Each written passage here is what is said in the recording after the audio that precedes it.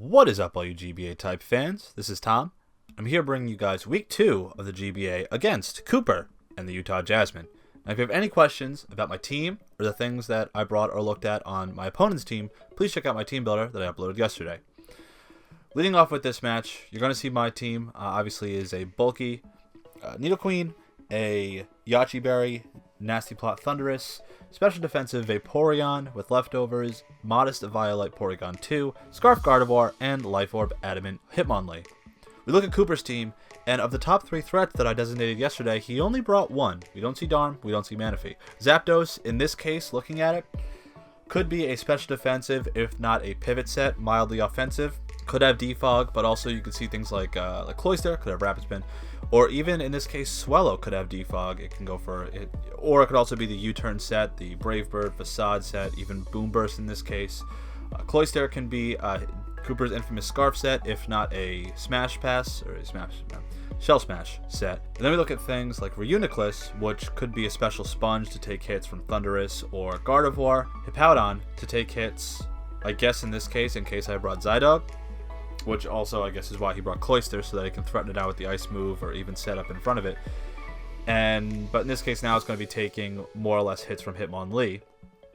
And then we have the Scrafty, which I'm sure can immediately threat out Porygon 2, if not Vaporeon as well, and I'll probably be using Nidoqueen as well to ensure that thing doesn't get D-Dance up or just overall doesn't knock off most of my team. So with that in mind, we're going to start off the match. I hope you all enjoy this match and every match this week, and I'm super looking forward to playing Kooper. I always do. I know it's a great match every time, and regardless of the fact that, you know, I was a dumpster fire this season, not really, last season, and Kooper was the runner-up, the tables have been reset. We're here to battle, and I'm here to win, just so you guys know. I'm not a loser, not a dumpster fire. I'll prove that right here. Start off with Nidoqueen. The idea, get up rocks. Just get rocks up. He's going to lead off with Zapdos, and maybe he could have Volt Switched here. But instead he just goes for HP Ice, and being a physically defensive Nidoqueen, that does a lot, right? So I'm just going to get up rocks and probably switch out. But the important thing here is that he has currently 3 Mons weak to rocks, being Swellow, Cloyster, and Zapdos.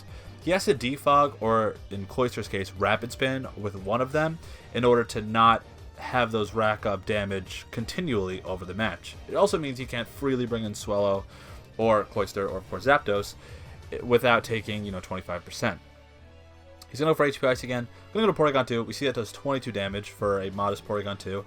And he's going to switch out. Now, when I had the inclination that Reuniclus here was going to be a special sponge, it's kind of proven here where I go for a modest Charge Beam, and it really only does, what, 10-15% at the most. If he starts setting up Calm Minds, I'm not going to win this battle, even though, it is Porygon 2 and whatever. I'm going to be needing to ensure that Charge Beam A doesn't miss, and I get the boost every time. So I'm just going to go for T-Bolt, get off some damage, see what the damage calc kind of looks like when he doesn't get a Calm Mind up. Obviously right here. He gets up to +1, and I'm thinking to myself, I can't really stay in. I do need to handle this Reuniclus in a different way, and that way is actually going to be with Vaporeon, because if I'm not seeing Manaphy in front of me, I'm going to treat the Vaporeon the way that I would have handled the Manaphy. Obviously, Psychic is neutral, so is whatever other coverage move he has, because I'm pretty sure it's Calm Mind. We see Psychic right here. Shadow Ball makes sense, as well as Recover, because like Porygon 2, every Reuniclus runs Recover. It's pretty much a necessity. We see that's a +1 Psychic to Vaporeon. Takes it handedly. Obviously, I don't want to be taking a lot of those, considering, it's +1. But on the same token, now that he goes for the second one, we'll see I'm probably down to about 33%. I'm just going to roar it out, get a little bit of leftovers recovery back, and hope that I bring in one of the 3 flying types or ice types. We get Swellow. Kind of a lucky draw, but also if he did get, switched out into Cloyster, probably could have killed me with a Rock Blast, but also I could have went out into something like, well, in this case, I could have went into Nidoqueen, could have went into potentially Porygon 2, But he gets the roll into the Swellow, and I gotta see here, is he physical or is he special? Well, we see that he's special, and with this being a physical Nidoqueen, thought maybe I could just take a Brave Bird, ensure that he gets some damage off on himself, or he protects and go for Facade. No, he just flat out Boom Bursts me to death. So now I have to go into Gardevoir. Now it's Scarfed, obviously, so that means that I'm going to be faster, assuming he's not Scarfed himself, which based on that damage kind of looks to be a little bit specs. So you can see Life Orb, Recoil, and knowing Kooper, I think he probably is going to run specs just to ensure that he gets that damage on a lot of my faster things like Zydog or Azelf or even Thundurus. But I'm going to go for Moonblast. That did about 35%. With that in mind, I'm not going to stay in because of the fact that he can just recover off super freely. I'm not going to be able to kill with that second Moonblast, assuming, if I got a crit, it'd be kind of a different story. But he's uninvested right now, not a +1. We saw a +1, I took about 1/3 from his Psychics. He's back up to full, meaning that he can either Raw Psychic right here or go for his coverage move. Or, now I'm at pretty much exactly 50%, he can go instead for Psychic and just try and chip away at my damage, or at my HP, or get a crit. Those are his two options. We see he goes for the latter, does go for Psychic, and it's going to be close. He can bank on the crit, which I think is what he's going to do, mostly because it just makes sense for him at this moment. But I got the Wish up, and instead of this being a problem, I'm just going to Roar out and hope, again, I get into something that, takes rock damage. If not, go out, get into Hippowdon, get the Wish back up. You see I'm going to be at over 50%. High, way over 50%. And even if Hippowdon did come out, I could have just Scalded.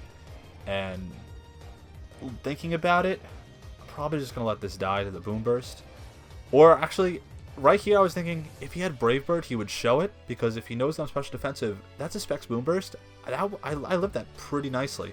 And just based on no investment, Scald did about 61%, and he was at pretty much 50%. So I had a guaranteed kill right there. I lived the Boom Burst. I knock out the first threat to my team, being Swellow. Meaning now that his fastest Mon is going to be the Zapdos or the Cloyster, based on its variety of coverage or variety of speed that Kooper could have run. Goes for knockoff, gonna knock me out. Obviously, that puts both Nidoqueen and Vaporeon down, so that means I kind of have to play a little bit more aggressively here, because having two of the main walls, both the special defensive and the defensive wall, means that Reuniclus could become a problem if it gets too many Calm Minds up, because I can't Roar it out. So I have to figure out a way to cripple that, which in this case is going to be Gardevoir. It's very obvious that he was going to switch out, considering he did it the first time.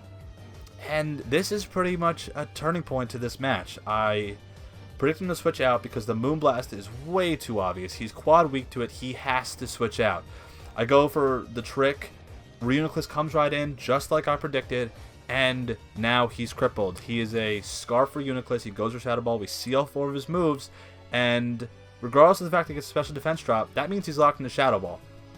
So, before we continue, I need to talk about something real quick. Reuniclus now cannot set up Calm Minds. Cannot be that annoying Reuniclus set that I know that we've seen for years now, whether you're on the ladder, whether you're playing in league matches, whatever. It can't be annoying now. But the obvious play here, he's locked into Shadow Ball. The obvious play on my end is going to Porygon 2. I'm not going to take any damage, but on the same token, Kooper's a good player. I know him, and I think he knows me. My obvious play, going to Porygon 2, I don't take any damage from the Shadow Ball, Ghost move obviously, and attempt to then start doing damage to him. Or, the next step is he also doubles out, goes into Scrafty, and then now I'm set on the back foot because I'm not necessarily going to enjoy letting anything left on my team take a knockoff. Vaporeon's down, Nidoqueen is down, Gardevoir, nor Hitmonlee, nor Thundurus, nor Porygon 2 are going to want to take that knockoff. So, what I have to do here is I have to be aggressive. And you know how I'm going to do that?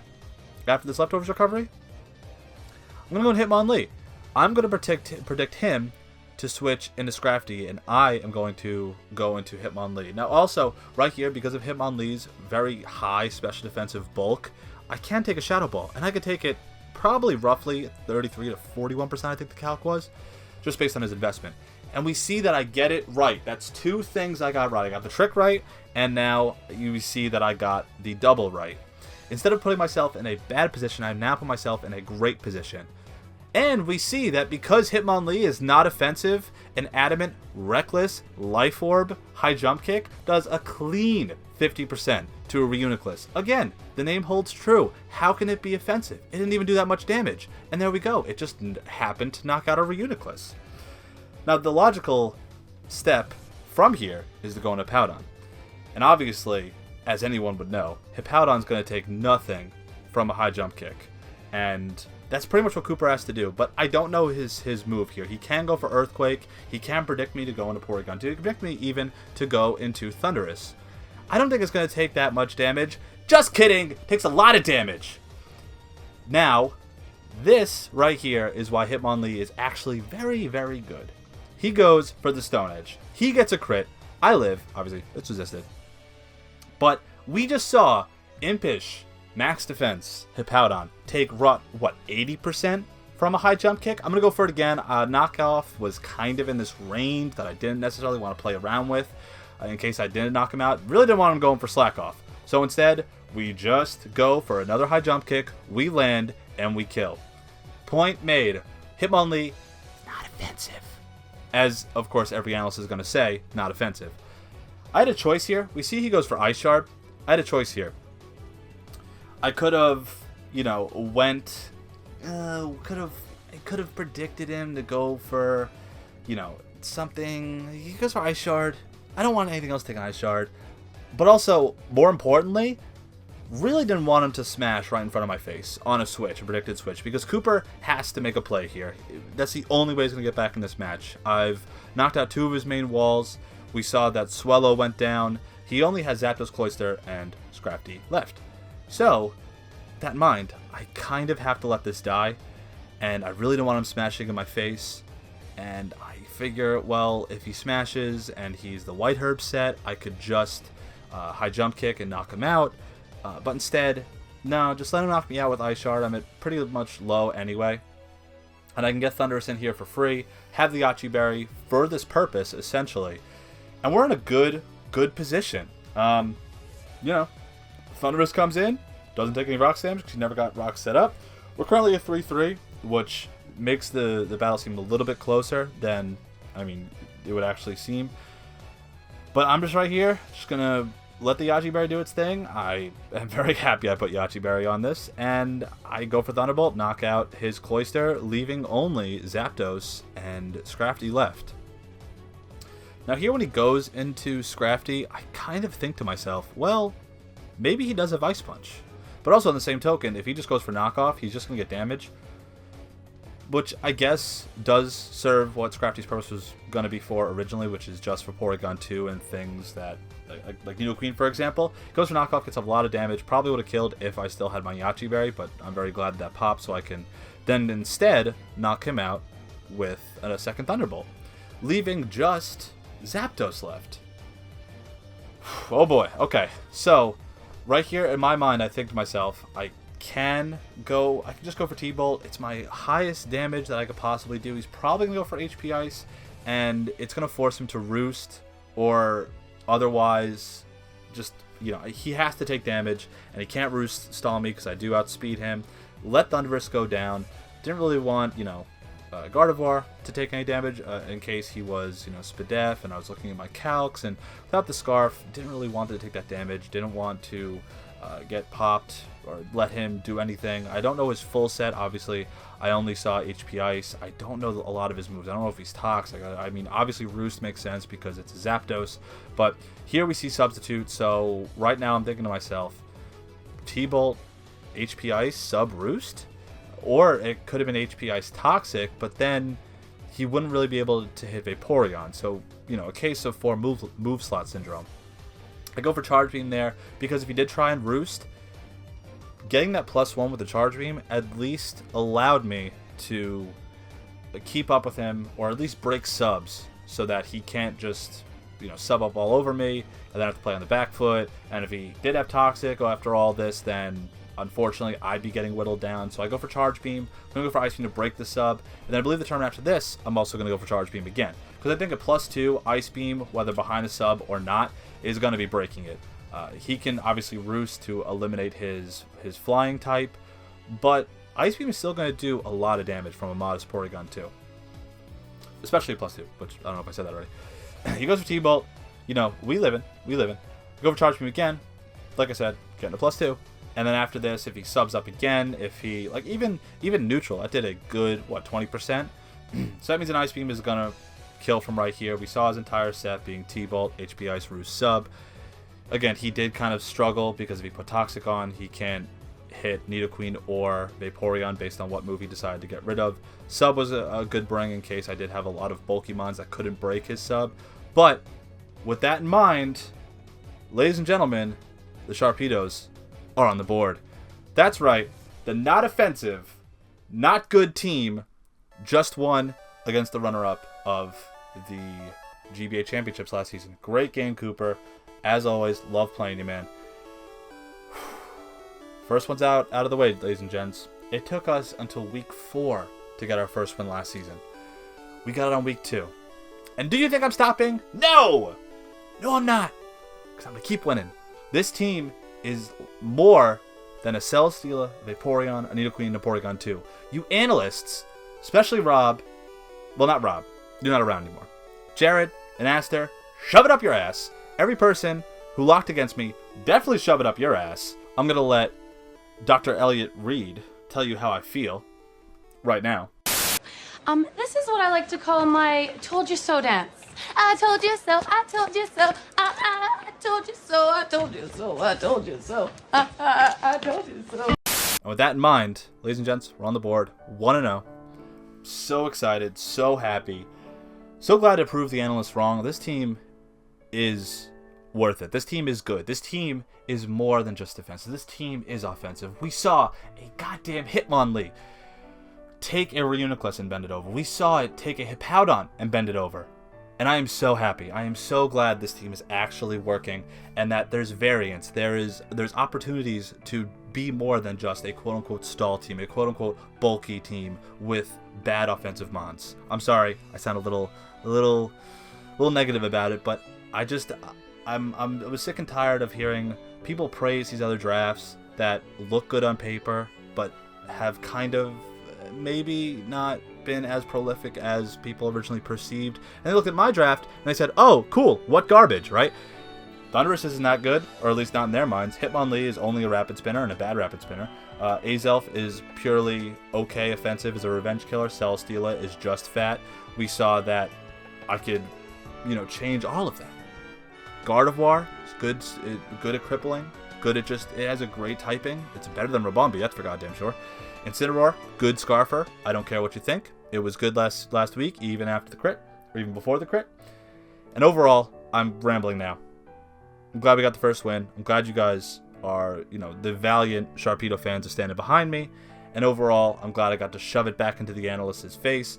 And we will continue to do so this week, next week, and so many weeks after this until the season's end. Whether, playoffs or not. But we are making the playoffs. I want to get in the playoffs. So with that in mind, hopefully you all enjoyed the match.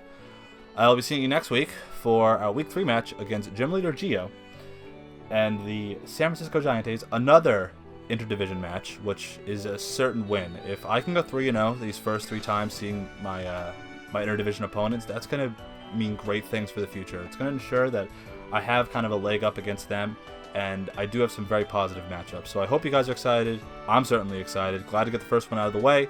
Leave your comments and thoughts in the comment section down below. Have a good week. I will see you all next week. And it's crunch time, ladies and gents. It's crunch time. Later. Woo!